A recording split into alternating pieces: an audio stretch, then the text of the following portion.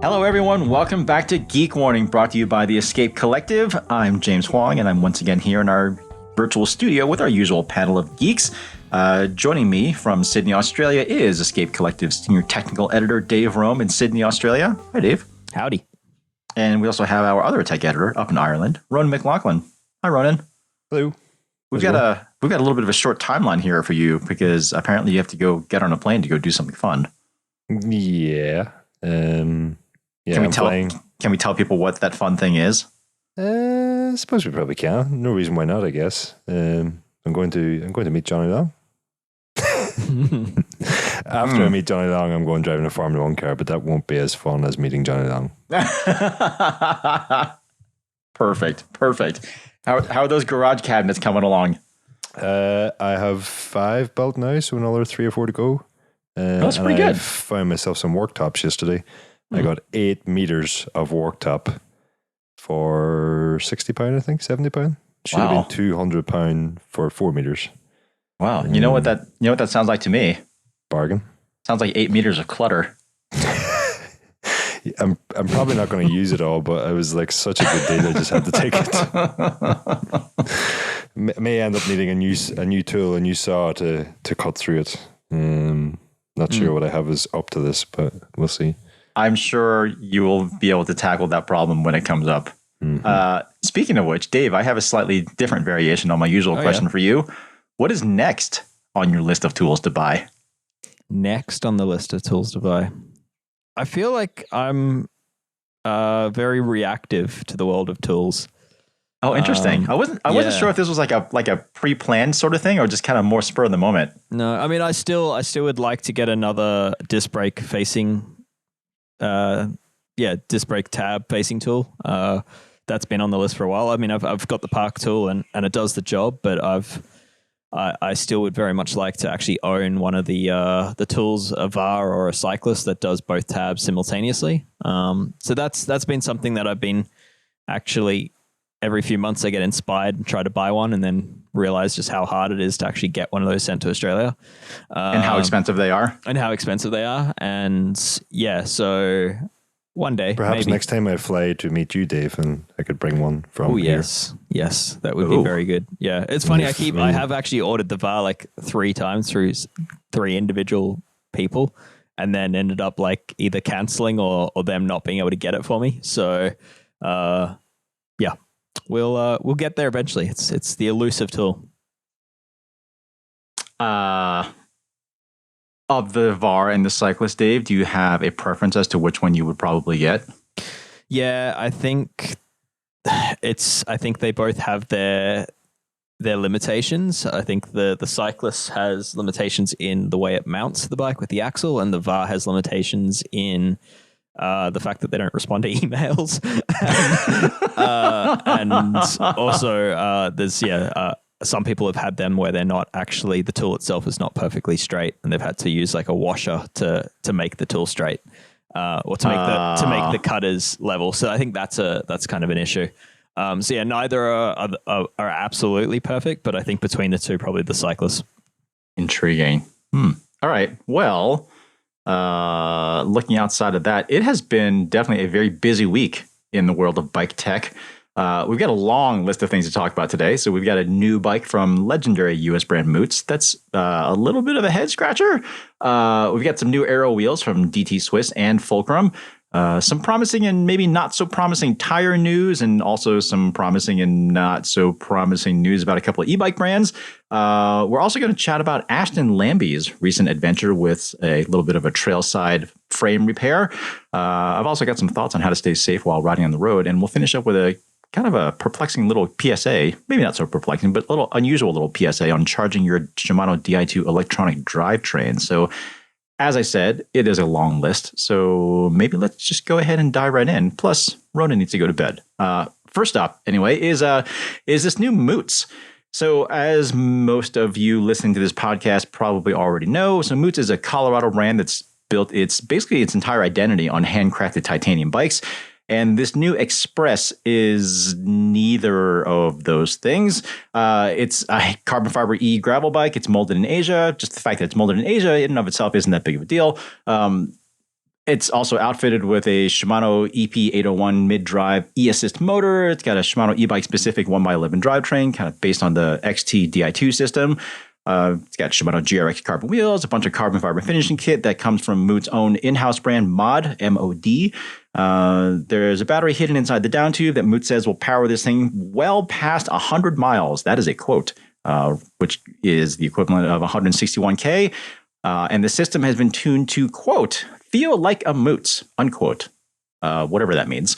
So claimed weight is pretty impressive, actually, for an e-bike of any sort. It's only 15 kilos, 33 pounds.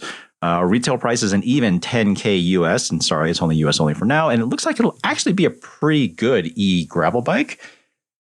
The only issue I have with this thing, however, is that I'm not really sure this is a Moots in the traditional sense of the word. It's not. Yeah, as you say, it looks like a fantastic bike. It looks like they've done their research and figured out what that market needs and what a customer looking to buy an e-gravel bike probably wants out of such a bike. And it looks like they've nailed it. I just don't think it has the right brand on the down tube. I think they've misstepped here, and this is exactly where you would create a sister brand or a sibling brand to launch the product with and sell it off the back of Moots. Say, designed by the team of Moots, or, engineered and designed in Steamboat Springs, the house of Moots, or something like that. But I don't know. It's just Moots is such an iconic titanium American-made brand that this just feels so weirdly misplaced within that name. I mean, maybe I'm too close to this, and maybe I've had Moots on too high a pedestal for too much of my life or something. But I mean, this almost kind of feels like sacrilege to me. Like, so again, like I said, the fact that any frame is made in Asia, I don't think is an inherently bad thing. There's tons and tons of carbon fiber frames in particular made in Asia that they're awesome. Nothing wrong with that. But the fact that this is neither titanium nor made in Steamboat Springs automatically, to me, discounts it from being a Moots. Yeah. Yeah, and I think it's worth stating, like, Moots has had some change of heads lately. Like, it's they were acquired in, I believe it was 2019 by a private owner, and yeah, I mean, it's sole ownership now, and I guess he gets to call the shots. No, not sole ownership. No, actually, from what I hear, actually there has been another change of hands. So the sole owner, Brent Whittingham, I think he lives in Little Rock, Arkansas, somewhere around there, or maybe he moved to Colorado. Yeah, he was in Arkansas, I think. Okay, yeah. Well, he from what I've been told, he sold all but 20% of the company to a group of investors in Texas last year. So basically at the height of the COVID-fueled bike boom. So that's interesting. My guess is I would presume he made a decent little paycheck off of that thing. But I mean, fine, you invest in something, you can't blame someone for wanting a return on that investment or turning it around and getting a payback or whatever at some point. But whereas Brent was very, at least publicly, I guess, blunt about his position on where he thought Moots should go in terms of growth, and he said very clearly that he was totally fine with slow and steady, kind of like the slow burn, nice little steady simmer. Yeah. I mean, Forbes published an article with an interview with him stating that, and that he wants to keep the brand as its iconic titanium American-made brand. Yeah, and while there have been some changes in the brand in the last few years, there's really nothing crazy. I would say there's never been any red flags raised in the last few years. Yeah. This is a big red flag for me, however. I definitely agree, Dave, that this feels like the sort of thing that should have been done under some sort of sister brand. I mean, I can think of few brands that have as much brand equity built up over that long of a legacy that could potentially damage that brand equity in such a short period of time by having something like this. And again, the bike itself seems like it's going to be a very good gravel bike. But I do find it telling how everything about Moots is about where it's made, what it's made from, the craftsmanship, the years of experience, all that stuff. And from what I gather, seemingly none of that really applies to this thing. And I also found it very telling how in the press release, the media pack that we got on this thing, there is basically zero mention of anything about the frame. So there's actually a section called frame features, and it doesn't talk about the carbon fiber it's made of or the design process or why it's shaped the way it is or anything like that. It talks about like number of bottle mounts and front and rear fender mounts and that sort of thing. It pains me to say this, but this thing just comes off as being so generic, and seeing that Moots logo in the down tube just hurts me. Yeah. Yeah. No, totally agree. And I guess there's countless examples of brands, iconic prestige brands that have created sibling brands, offshoot brands to save the iconic label. And the one like top of mind for me, because it's tools, is Snap-on in the US, a publicly listed company. And for them, they have Blue Point Tools, which is their offshoot brand of Asian source tools. So tools that they're not manufacturing themselves, but they're happy to put their brand on. They're happy to supply their lifetime warranty on, and it's what their truck drivers, their salespeople sell as an alternative to the Snap-on brand. So Snap-on remains as the prestige brand. Pretty much everything in that lineup is made in America or at least done to their own designs and standards. And then, the Blue Point brand is the stuff that isn't, basically, that fills the gap, that hits a lower price point. That's a good that's an example of branding done right, because the Snap-on brand remains as valuable as it always was while they're still selling product that isn't necessarily Snap-on. But that's an example of that. But is this Moots project an example of, if I remember right, something you discussed with Rob English after the Made show, was there are more brands within the cycling space now getting into spaces where typically they haven't been previously. And I think the example you used there was custom frame builders now moving into like stock frames and that. Yeah. I mean, I guess there may be a little bit of a parallel there, but the difference to me with a lot of custom brands moving into stock offerings is that by and large, if they are not the ones actually still doing the building, they at least, the design of the frame is still as identical to what they have done before custom. Yeah.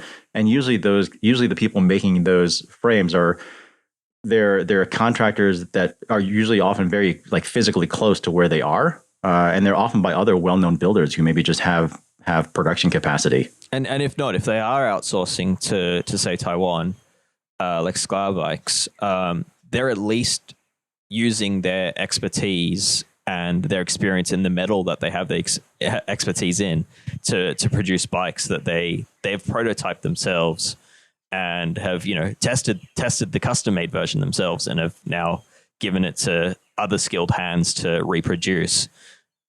I feel like what's happening here with Moots is not at all that. This is not a titanium bike. This is not an analog bike. This is wholly new and wholly outside of Moots' wheelhouse. I mean, I do think that Moots probably did need to introduce an e-bike at some point. Yeah, I mean, the reality is their demographic for their customer base is probably on average a fair bit older than what it is for the bike industry at large, which is already probably older than average, I'm guessing. And as nice as Moots bikes are, I could certainly see how you wouldn't want to be some, middle 50s, 60s or whatever Moots owner who is kind of finding themselves unable to really fully enjoy the bike that they bought however many years ago. So they want to find an e-bike and they would love to stick with Moots. And, my issue is that, I'm not sure why this isn't a titanium e-bike instead of a carbon fiber one. It just doesn't feel right. Yeah. I mean, in Moots' defense, titanium e-bikes, they probably looked into it and they're pretty ugly. Like you've got pretty big limitations on how you can integrate. Like, yes, you can use 3D printing to make like the motor mounts and that type of thing, but you still have to consider where the battery goes. And with titanium tubes, that's no easy feat. It would have been quite a lot heavier too, for sure. Yeah, it would have been heavier. I get that it doesn't make a lot of sense there, but it just returns to the idea that like, I'm fine with this bike existing. I just think Moots should remain an American-made titanium brand as it always has been, and they can sell off that history in other ways than what they're doing here. I mean, at this point, there's no there's no putting the genie back in the bottle, so to speak. This bike is out. Moots can't move it away from, they can't remove their label from the down tube. Nope. These bikes have already been produced, from what I understand. There's not very many of them, from what I hear. So I guess it remains to be seen how this goes and what sort of effect this may or may not have on the brand. To be what very it means clear, for future models. yeah, totally. And what it means for Moots in general, what is Moots going to be as a brand? So, to be very, very clear, the article that's out right now on Escape Collective, it certainly is not terribly kind to this decision by Moots. But I certainly want to let everyone know that I certainly derived no joy in writing this article. Moots is a brand that's certainly very near and dear to my heart. Grew up absolutely lusting and adoring the brand growing up, looking at them in magazines and that sort of thing. And it just hurts me to see this happening. And I hope I'm wrong. But I don't think I am. So we'll see. Yeah. All right. Well, in less controversial news, got a couple, a bunch of new road wheels from I'm a couple sure we of could say things to make it controversial. we maybe could. But we've got some new road wheels from Fulcrum, don't we? Yeah, I've been wheelie all over my wheels today. Sorry about that. Really need to apologize, It's late at night here. But yes, Fulcrum do have a new set of what they're calling more versatile and more affordable wheel sets that are pretty much based on the Speed 42 and Speed 57s that we've seen released earlier this year. In fact, these new wheels, they're calling the Wind 42 and Wind 57. And as the name sort of suggests, they have pretty much the exact same rim profile as those more expensive speed performance focused wheels.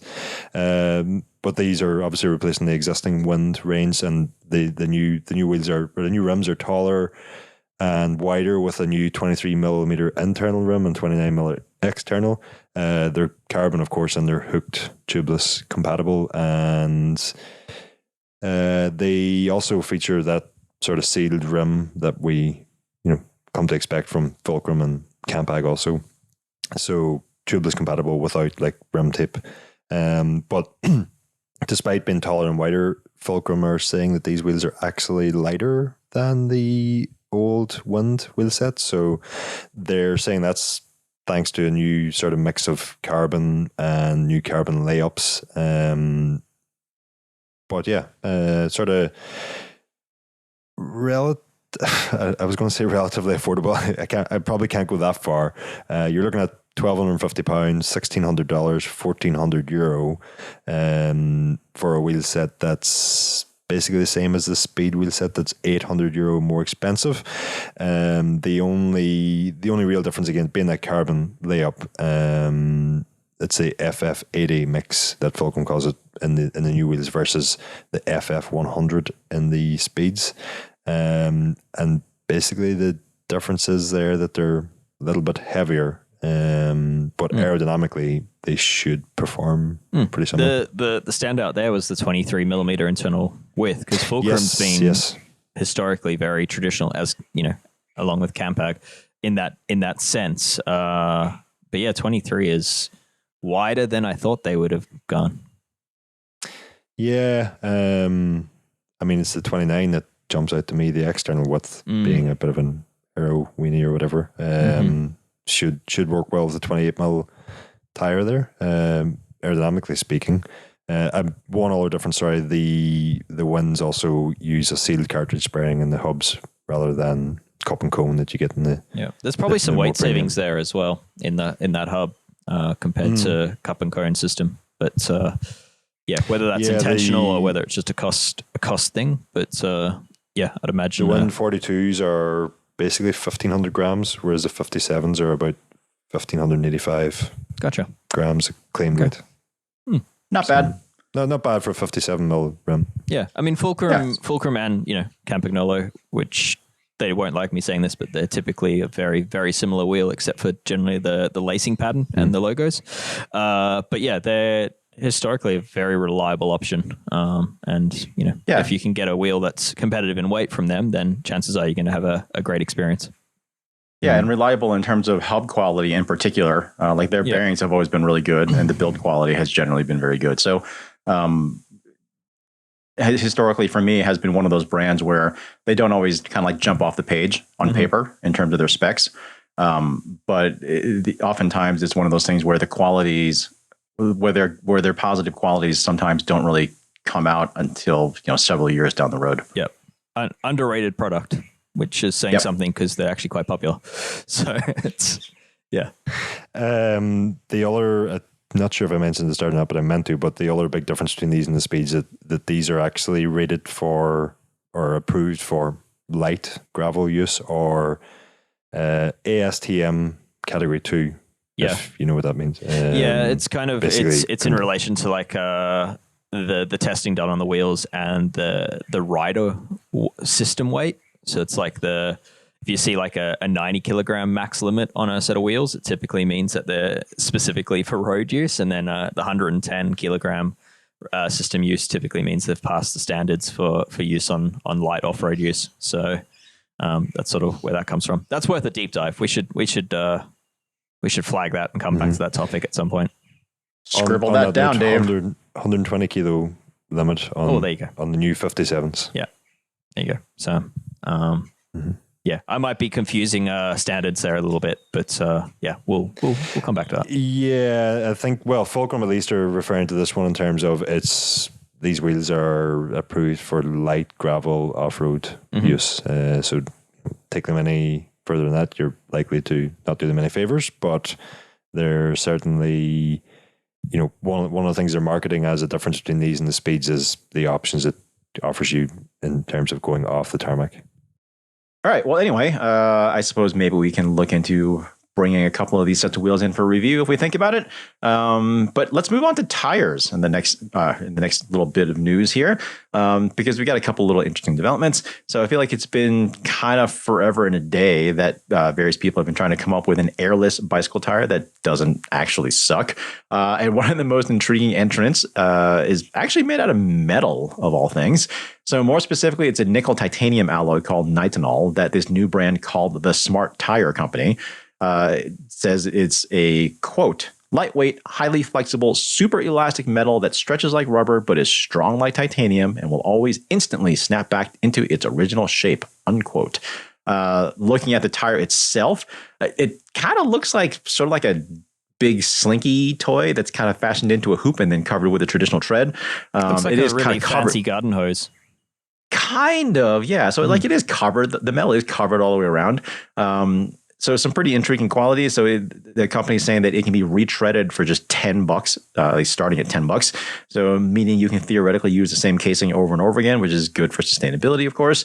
And then the claimed weight is actually surprisingly reasonable at 450 grams for a 700 by 32 size. I mean, if any of this sounds kind of familiar, that's because it was actually previously pitched not too long ago under the Metal moniker, Metal as in METL. From a few years ago. So, but now the big difference is that it's supposedly ready for prime time, if you consider prime time being Kickstarter campaign. And a pair of tires is selling for, it looks like everyone's sitting down. A pair of tires is selling for $500. I would imagine we have some thoughts on this. Who wants to chime in first? My first thought is air is free. To inflate your tires with, and that's like the main pitch here, right? Is that it's an airless tire, for the meantime. Anyway, it's I think that's worth noting. I also think historically any airless tire has always fallen apart in the actual usability of it in terms of getting it on the rim easily, taking it off the rim if you ever need to do it, and then bigger picture, what does the tread look like? How does that perform? Does it actually grip? I think it's a very interesting engineering problem to solve. And, the company has contracts with the likes of NASA and all that. I truly do believe it's a very interesting segment, but I think it's one of those engineering problems that is probably harder than it needs to be given pneumatic tires are so good.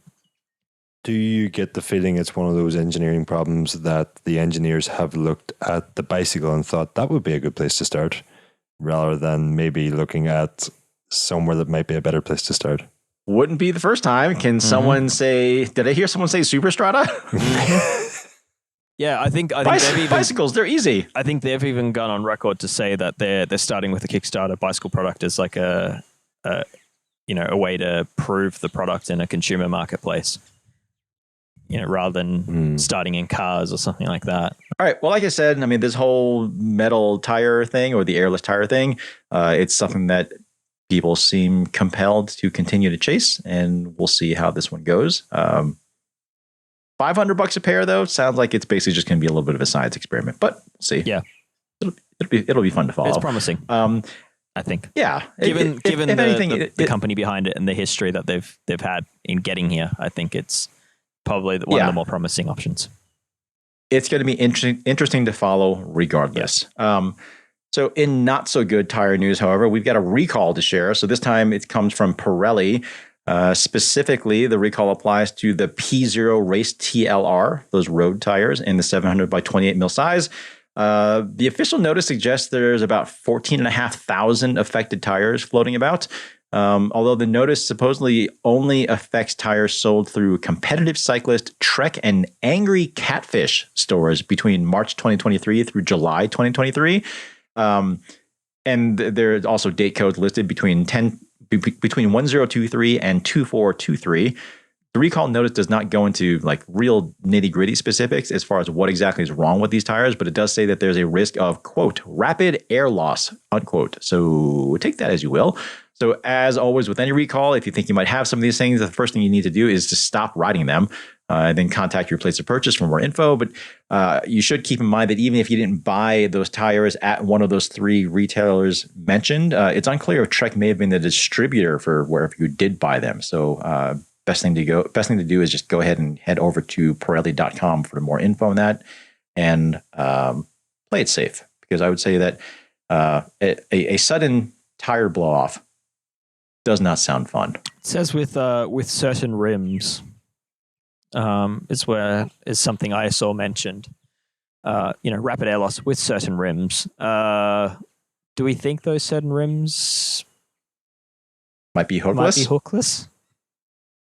It's unfortunately just vague. Yeah. I mean, that's always kind of the thing with these recall notices. Like they're meant for the general public. They often don't contain anywhere near as much technical information as we would want. And realistically, they probably only include just as much technical information as the manufacturer is willing to disclose.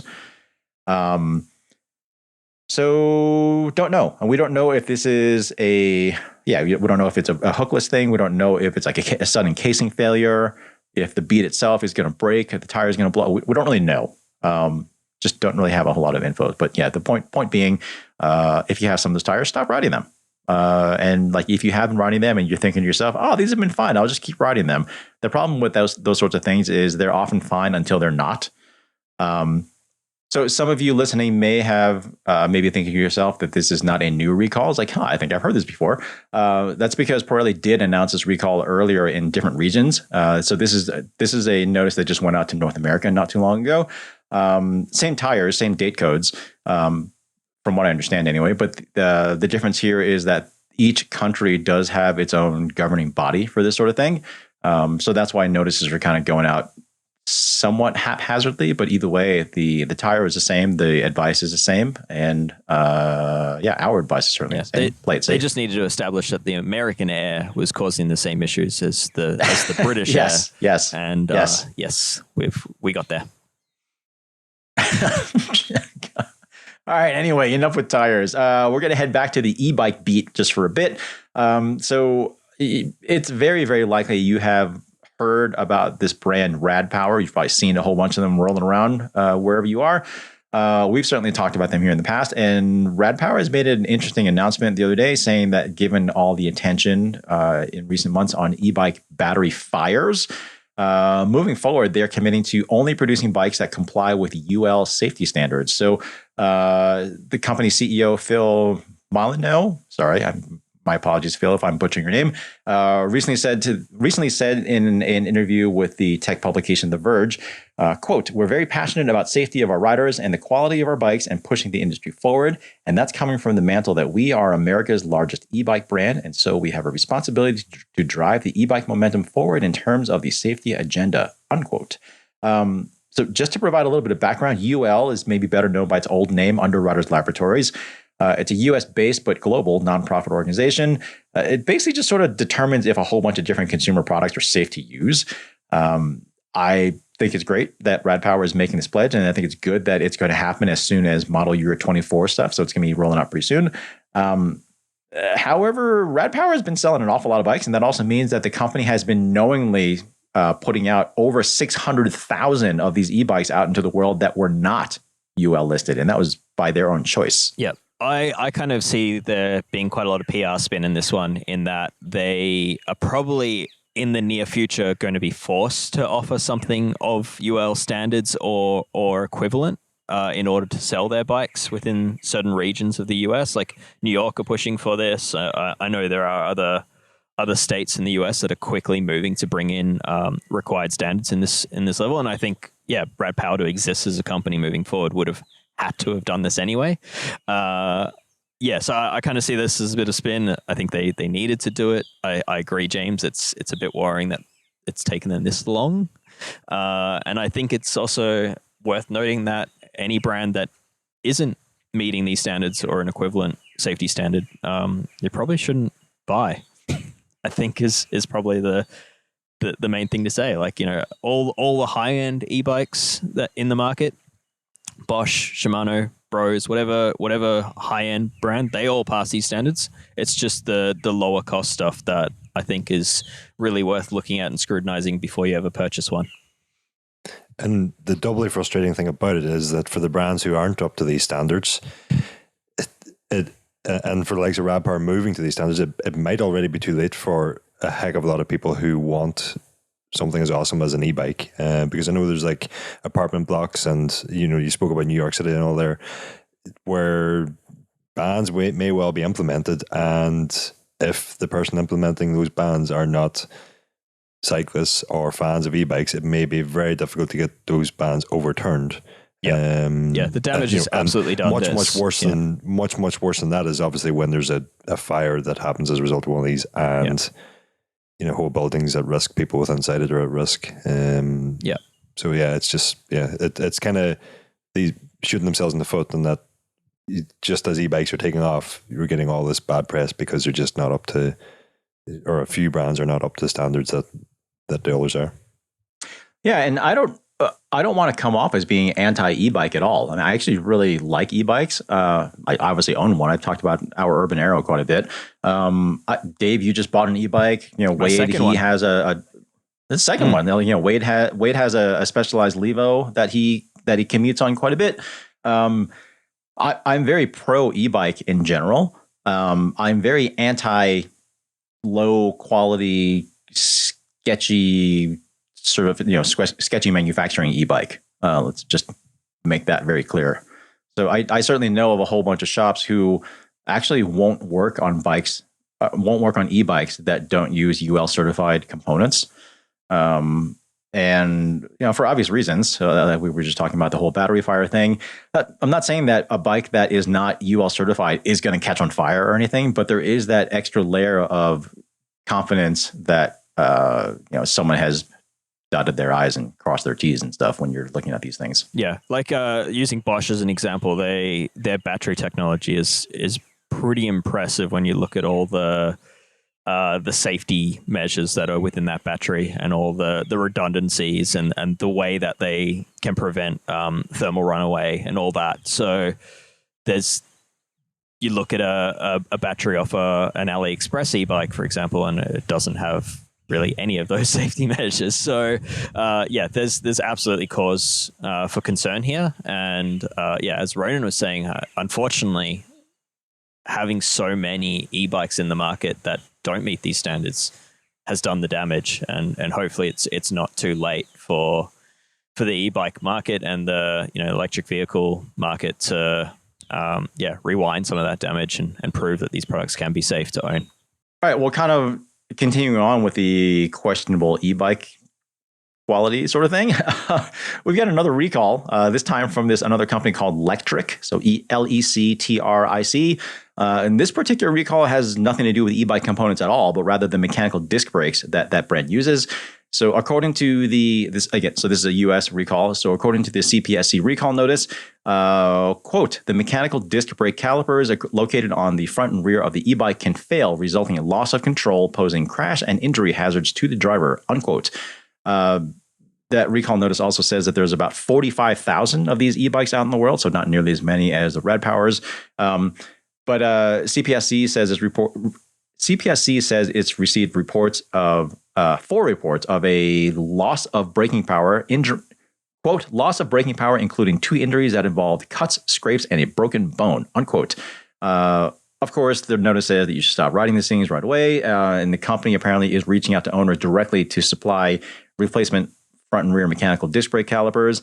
And they're also supplying up to $100 toward the cost of replacing those.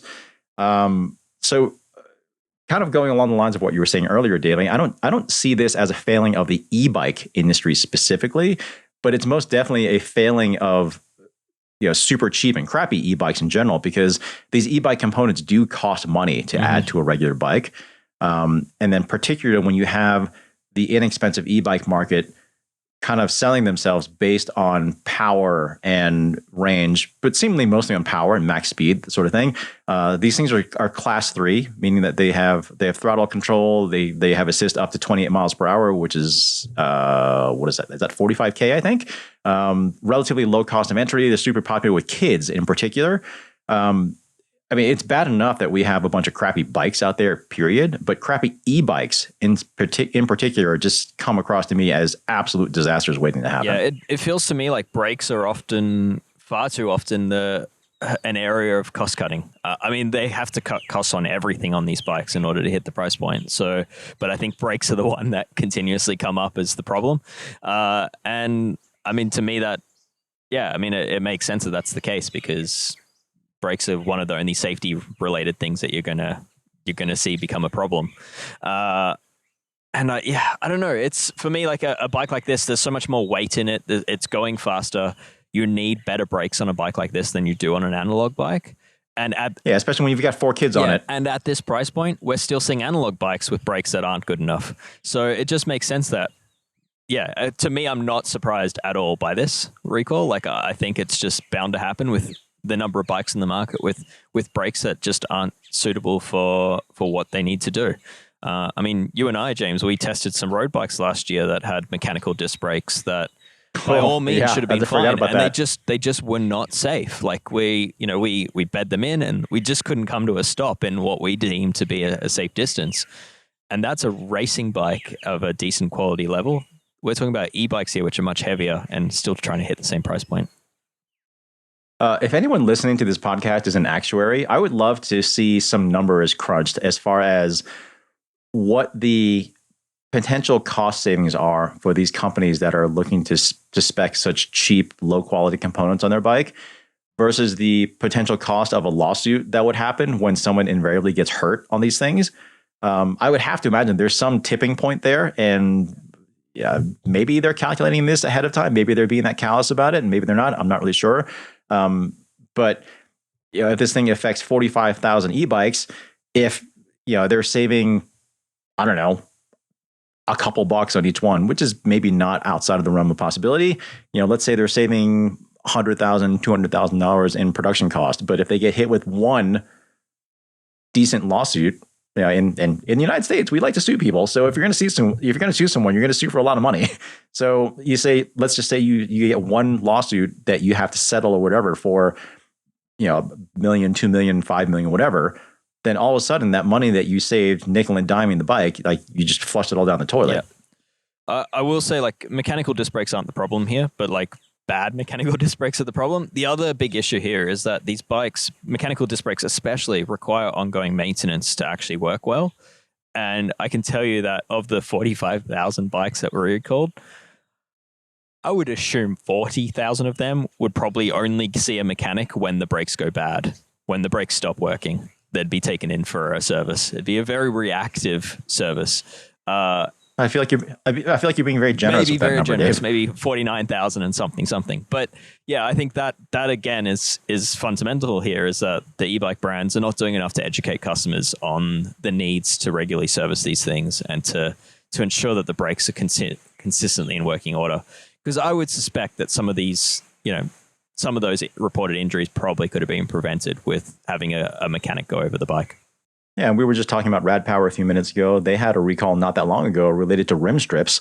So if there are any mechanics out there,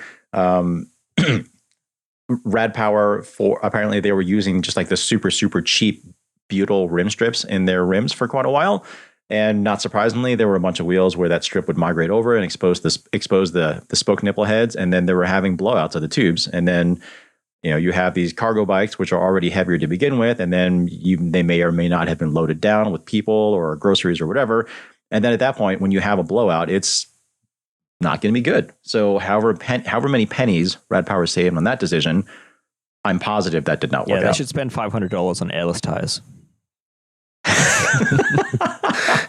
more worrying news on a similar topic there, but I think it was Kristen Jenny at Cycling Weekly was reporting today or yesterday that actually Rad Power facing another class action lawsuit for allegedly faulty forks and quick release skewer designs, which again, when factored in with the weight of these bikes, was causing a serious injury. I think the person taking the suit actually broke 5 ribs in a crash, and he's taking a suit, so obviously he's taking a case, so obviously he is laying the blame with Rad Power there. I think I mentioned something at least a year ago on the podcast, something along the lines of that I don't believe e-bikes should be at such a low cost price point, and that I kind of think, if you're going to buy an e-bike, you should only buy one from a reputable brand, and that there's kind of like a price minimum to this. And I feel kind of justified right now because, there's no way to make a bike that cheap and have everything perfect. That's kind of double the problem here, is that if you want one of the bikes that e-bikes that you or I would want, they cost a lot of money. It's a huge amount of money, but at least it's safe. But at least it's safe, And we probably wouldn't go for one of these cheaper bikes that we have question marks about. But if you're not a cyclist or you're not all that into, everything we've just discussed here, you might look at one of these cheaper options and go, well, it's an e-bike, that's what I want, and it's far better value for money. What could go wrong? Yeah. And unfortunately, sometimes a lot can go wrong. So it's probably the customers who are most at risk here are also the customers who are least likely to be aware of the risks. Yeah, 100%. Yeah. Yeah, and again, like I am certainly not anti-e-bike in any way, but if you talk to people who work in hospitals and emergency room staff and that sort of thing, it is not just anecdotal information. Like there is definitely statistical evidence out there that a lot more people are getting hurt on these things, oftentimes because they have brakes that don't work or they have too many people on them, whatever. But the sorts of injuries that we're seeing on these bikes are often now not so much bicycle. Or not so much injuries that you often see with bicycles, but they're like injuries that you more often see with like mopeds and motorcycles, that sort of thing.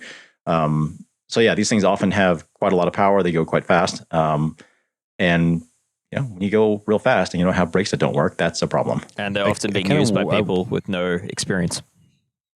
I was going to say I kind of worry about the rhetoric around that, but I really worry about it because I'm not saying that doesn't happen, that people don't get injured on e-bikes, but people get injured in cars and mopeds and electric scooters, James. We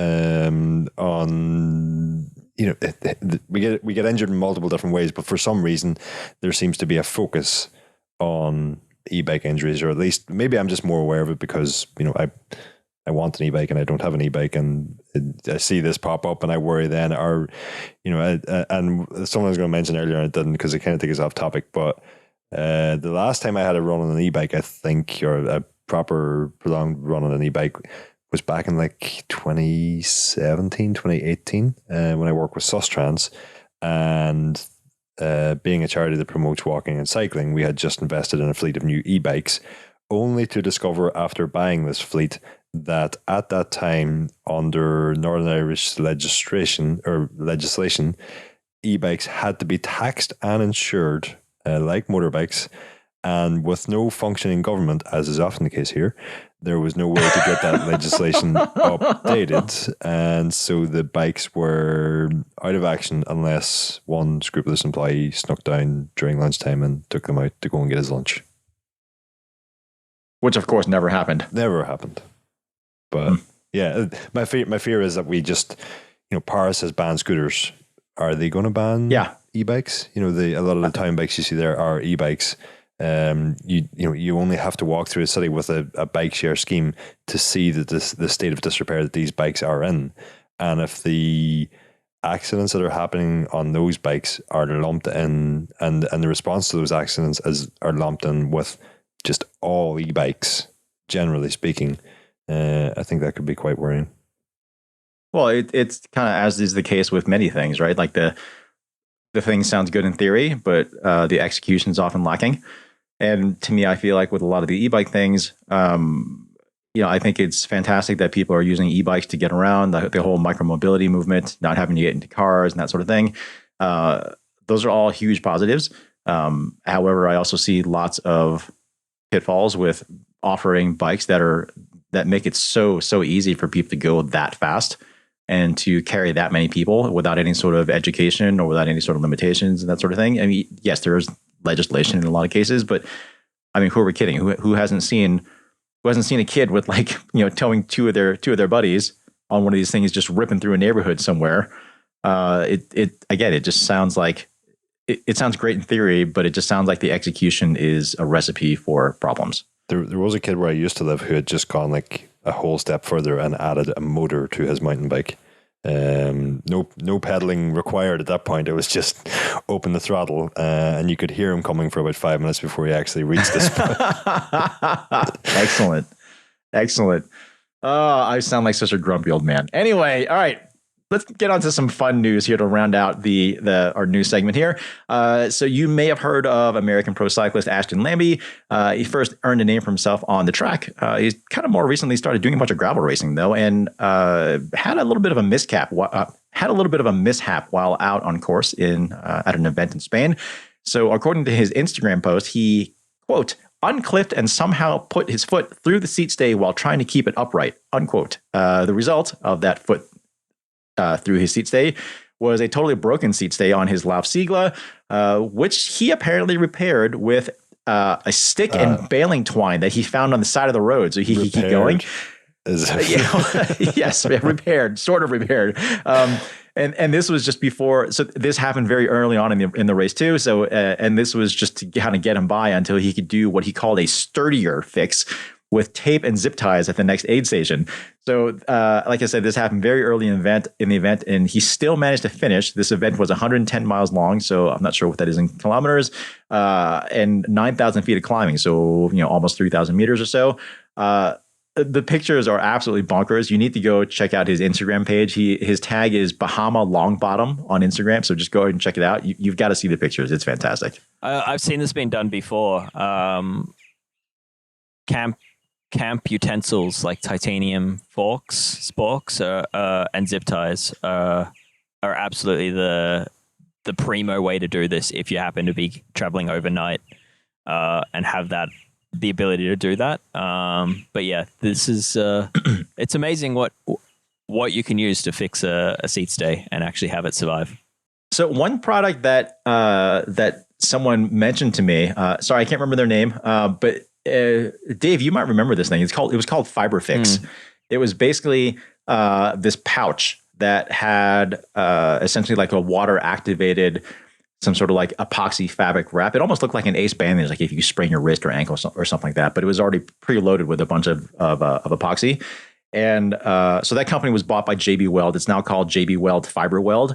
But that actually seems like it would have been a perfect, like absolutely perfect product for Ashton Lambie to have with him on this event. Maybe a new sponsor. It's maybe it seems like a prime opportunity, but I did check. Speaking of prime, it's actually on sale for $9 on Amazon at the moment. I checked. Okay.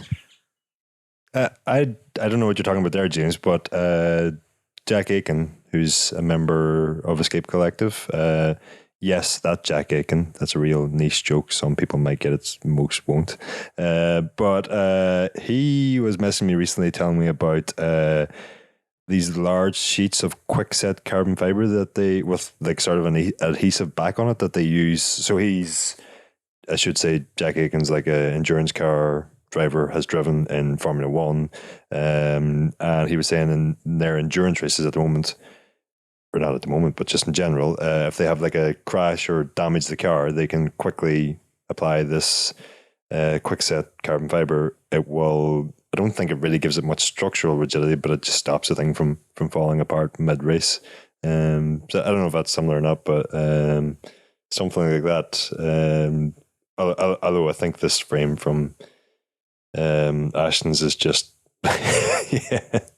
I did notice he did something else today, like a further repair that wasn't really just like taking a stick of carbon fiber and taped it to the seat stay. I would love for him to just sort of like continue with bodge after bodge and just keep racing this thing and just see how far into the season he can get. No, seat stays are surplus to I wouldn't put it requirements. past him for doing that either. He's yeah, I don't know. It's on brand. It's pretty awesome. For those who maybe don't know, but Ashton's also like the first person in history to go sub 4 minutes for an individual 4K pursuit. Yeah. Yeah, he's wicked fast. Yeah. Minor correction. I mean, James, you mentioned he was a track cyclist that more recently has done gravel, but I actually think it's the other way around. I think he was. Oh, was it? I think he was an ultra endurance gravel cyclist who realized he had massive power and then tried his hand at track. I think you're right, Dave. Yeah. I think you're right. Now he obviously just smashes both. So, yeah. Anyway, I think he might be listening. So, hello. well, Ashton, if you are listening, if you do take my suggestion to heart, I can't wait to follow that on Instagram. It's so good. Anyway, all right, that wraps it up for the news segment of the show. As I said early on, had quite a lot of news to get through this week's episode, so we're running kind of long here. Anyone here have anything on their mind this week?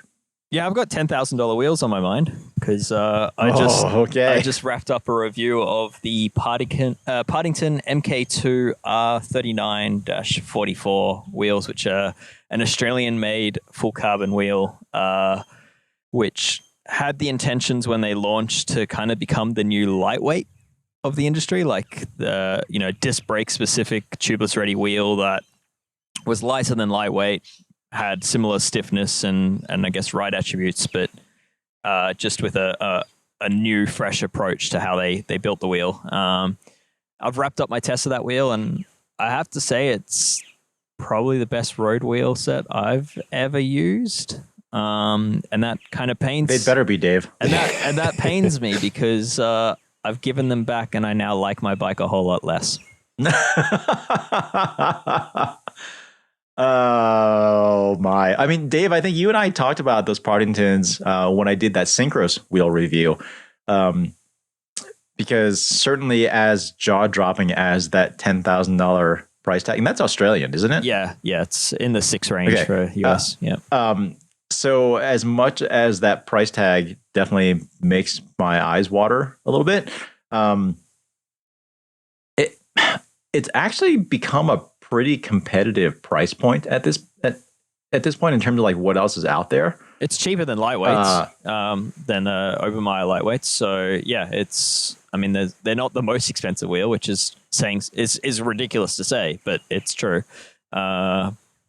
But yeah, I mean those Syncross are a bit lower cost, aren't they? They were lower cost. They were wider. They were lighter. They were presumably more aero and so on and so forth. They were not. Oh well, the Partingtons were shallower though, weren't they? No. Dave, we had this discussion. There was something. The Partingtons are shallower than the one you tested, but not then compared to the SL Syncross, the lightweight Syncross, which are still a few grams heavier than the Partington. And then where it gets ridiculous is that Partington are currently working on an even shallower version, which will be about 100 grams lighter again. I mean, will those even stay upright? I don't know. I mean, and having just ridden these, I'm going to say yes. They're very impressive, and I think the price reflects that. But yeah, I was blown away by how a wheel can be so stiff yet still somewhat compliant. And I think you had similar things to say about the Syncross.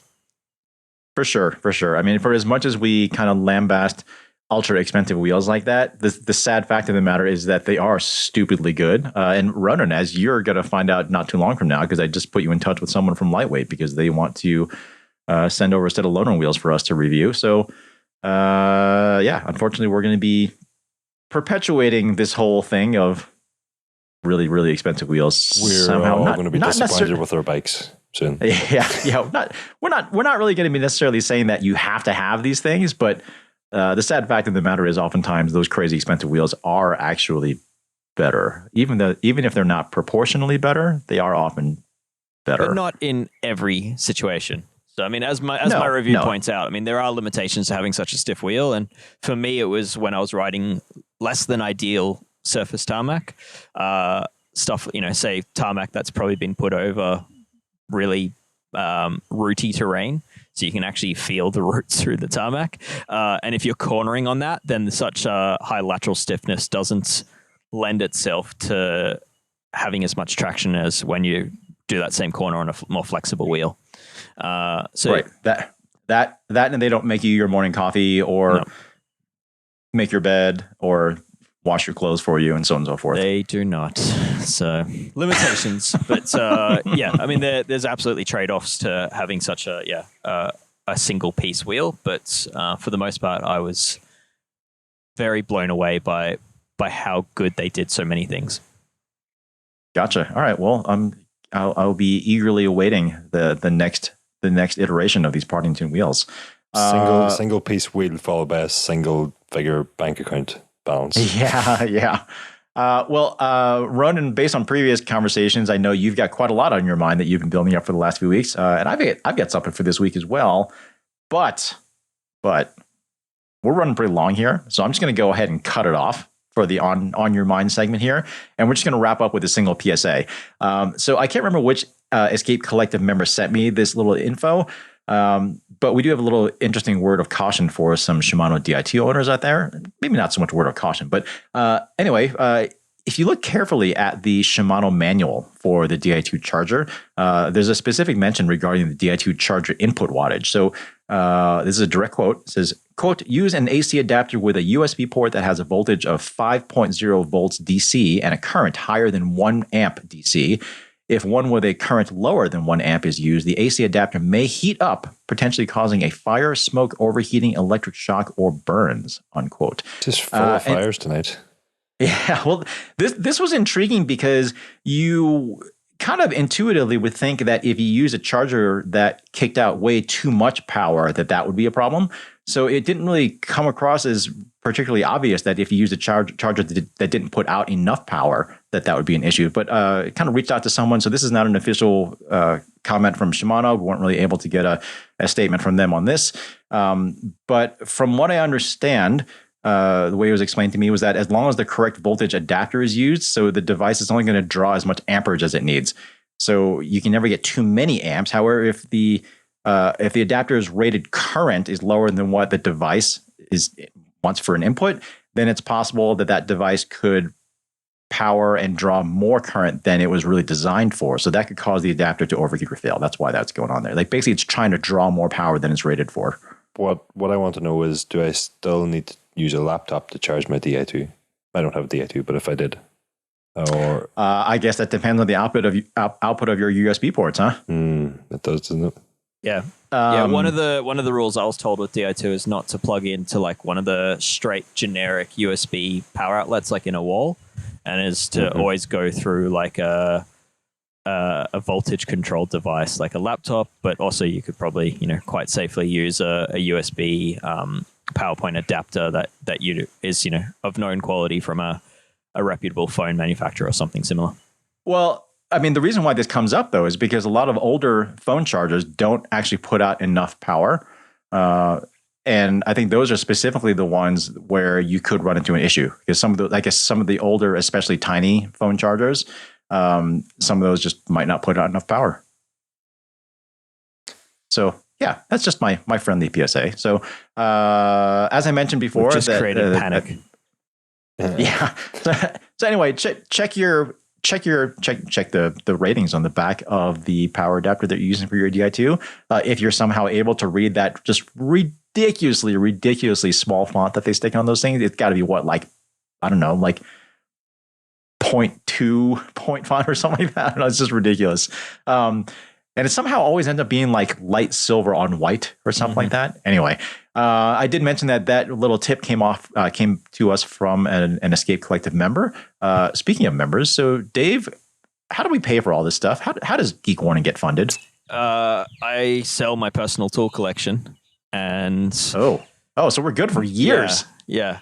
No, we're entirely member funded. So it's through our subscribers and our readers that this content is brought to everyone and continues to be brought to everyone, and it's how we create all of our content. So yeah, if you're listening, then hopefully you're already a member or a paid reader, and if not, then seriously, please consider it. I mean, we are about to do a special episode, which you'll hear, but yeah, we're moving to have more podcasts, and those podcasts will be made exclusive to our members. So we'll tell you more about that soon, but yeah, you'll be missing out if you're not a member soon enough.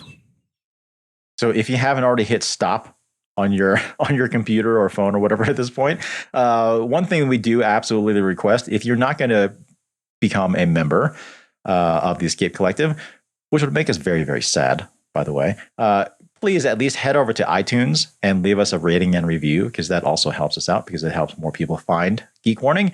So yeah, at least do us that favor if you're not going to become a member. So that's all we ask. We make a deal. Oh, a deal. What you got? Members can leave whatever rating they feel is adequate. Non-members have to do 5-star ratings. I don't know. I feel like a lot of our members will find the humor in giving us 1-star reviews, without realizing how much that'll actually impact our discoverability. Okay, no deal. No deal. I take that back. Yeah, 5 stars only. Yeah. Say what you want in the comments, but 5 stars only. Yes, there you go. That's a good compromise. We'll leave it at that. Say whatever you want in the comment, but 5 stars only. That sounds like a very, very good pitch. All right, that's all we've got for this week's Geek Warning. Thanks as always for listening. We'll see you next week. Cheers.